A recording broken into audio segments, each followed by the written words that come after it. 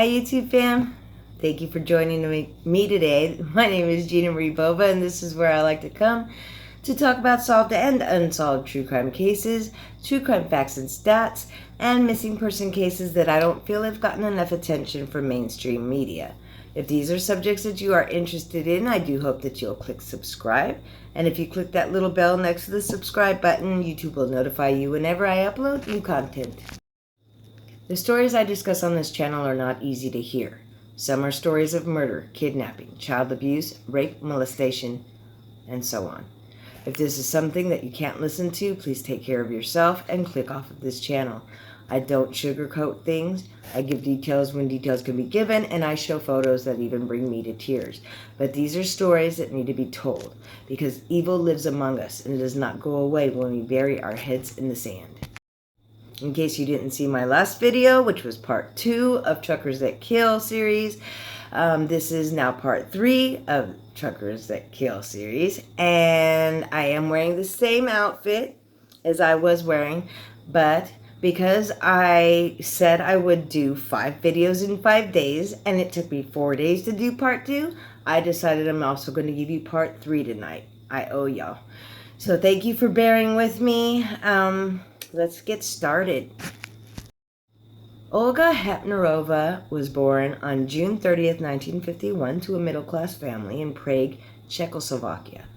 Her father was a bank clerk and her mom was a dentist, and she did really well in school, but as she grew older, she found it was hard for her to communicate with her parents, classmates, people in general.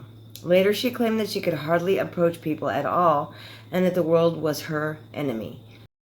So like I was saying, when she was 13, she tried to commit suicide by taking an overdose of pills, and they put her away for a year in a psychiatric hospital. The rest of her teens passed without any major issues, but as a young adult, she became obsessed by feelings of hatred, not only for her family and society as a whole. Everybody, everything was a source of anger and hatred for her. She wanted to be alone all the time, and she just hated the world.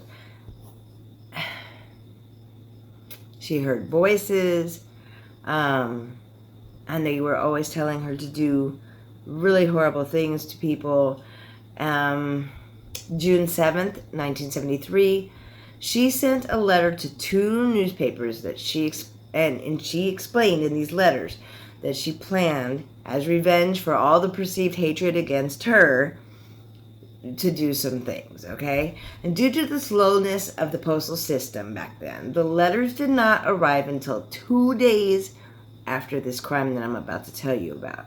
In the letter, she stated this, quote, "Ladies and gentlemen, it is not just a letter, it is my declaration. I am writing it as I do want you to appreciate what I am going to do. I do not want you to doubt about my sanity. I am going to steal a bus today, and I am going to run into a crowd of people at full speed. It will happen somewhere in Prague 7. I intend to kill people. I know I will be on trial, and I will be punished. It would be easy to leave this world as an unknown self-murderer. The society is too pushy, and it is too difficult to judge. Here is my judgment. I, Olga Hepnarova, the victim of your beastliness, sentence you to death by running over," unquote. Now, she had a job as a truck driver. And so she took a truck from work. And on July 10th, 1973, Olga took this truck from work, right?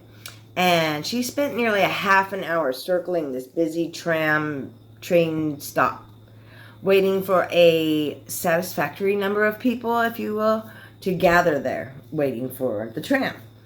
And when some 25 people were present, she drove the truck straight into them at full speed. 3 of her victims died at the scene, 2 more later that day, and another 3 died within 6 days of the attack. 6 more were badly injured, and another 6 were slightly injured. I'm going to show photos that show the scene afterwards. Ironically, the street which the crime occurred has been renamed after another hanged woman, Milda Horakova. Now, she's a Czech heroine. Not sure why, but I'm not looking her up at this point because right now I got enough on my plate with this woman. When she was arrested, she told detectives that it was her intention to kill as many people as possible. She expressed no regret for her actions. In her statement, she said, "There were no trams, no cars, nothing was in my way. I said to myself, that was the right time to do it. I drove on the pavement, went on, and ran into the crowd of people, knocking them down." Now, the first time she went flying down the hill, she stopped herself. And it wasn't because she was feeling guilt or changing her mind. It was because there were not enough people standing there waiting for the tram. So she circled the block. She went back up to the top of the hill and she waited until she saw more people.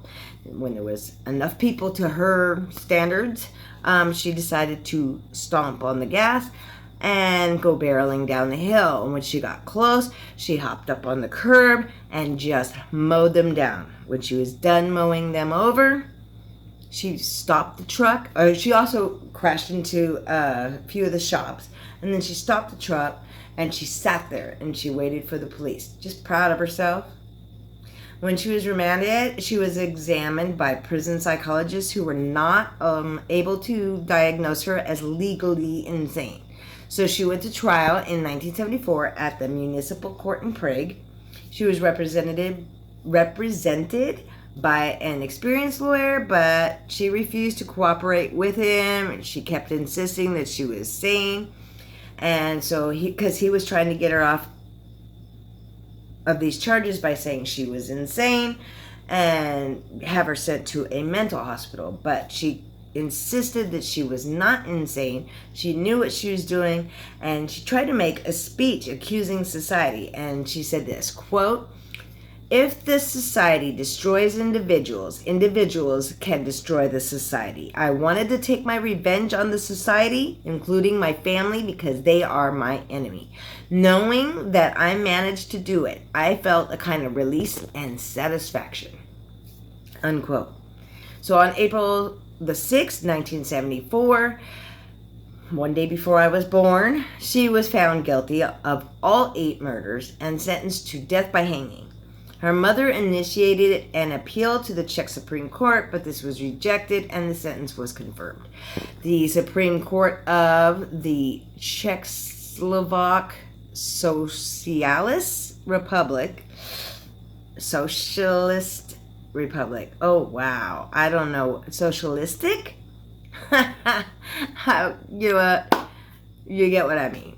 They carried out a judicial review which upheld the lower court's ruling. And on March 3rd, 1975, almost a year later, Prime Minister Lubomir Strugol, who was acting for the sick President Ludvík Svoboda. Oh, these names, I can't. I'm sorry. I know I'm butchering them. Anyways, they declined clemency in her case, refusing her mother's plea for mercy. The execution was fixed for March 12th, which was 9 days later. She wanted the death sentence. She didn't want to be alive anymore. She begged. There was 2 options. One was 15 years, because that was the max sentence at the time. There was no life without parole over there. It was either you did 15 years or you're killed. Those were the 2 options for her crime, okay? She told reporters, quote, "I am not afraid of the death sentence, and I do accept it," unquote. Olga was hanged on March 12, 1975 in Pankrak prison in Prague. Despite what she told reporters earlier when the time came, she was reportedly very afraid of dying. The famous Czech writer Bohumil Hrabal interviewed the Pankrak hangman some years later, and the hangman claimed that Olga had been resigned and fatalistic for most of her stay on death row. but that when the time came for her to die, she became hysterical. She begged for her life, and she lost control of her bodily functions as she was dragged kicking and screaming to the gallows. The hangman went on to say that the experience had traumatized him and caused him to totally be disgusted with his job. Now, the gallows that were used for Olga's execution were installed in 1954 to replace pole hanging. In the execution room, she was placed on an 18-inch square metal trapdoor, and there was a simple noose tied to an iron bar that was sticking out from the wall above her, and the noose was placed around her neck. And when the other room, the hangman would be, and they had a big lever, and when they pulled the lever in that room, the little trapdoor would open, and she only dropped a few inches, but she strangled to death. She was 23 years, 8 months, and 10 days old, and was the very last woman to be executed in Czechoslovakia and in Europe. Now, she was not a long-haul driver like my last murderous truck driver that I did a report on.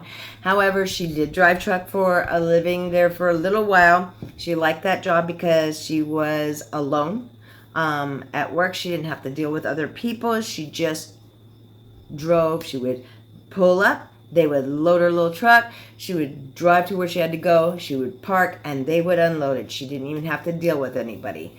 And it was really rare in those days to have a female truck driver, but she was really good at her job until, of course, she took that truck and mowed down 25 people. This is a quick video, I know, but I wanted to get an extra one out today because, like I said, I kind of cheated you guys this week, and this is my apology video. I found it interesting. The next story is going to be interesting as well, and I promise will be a little bit longer and will come out tomorrow night. Until I see you again, please subscribe, maybe hit like if you like this video. Comment down below what you think. If you know any other information about this one, I would love to hear it, and maybe share the video to somebody that you know that's interested in true crime. And until I see you tomorrow, y'all stay safe out there.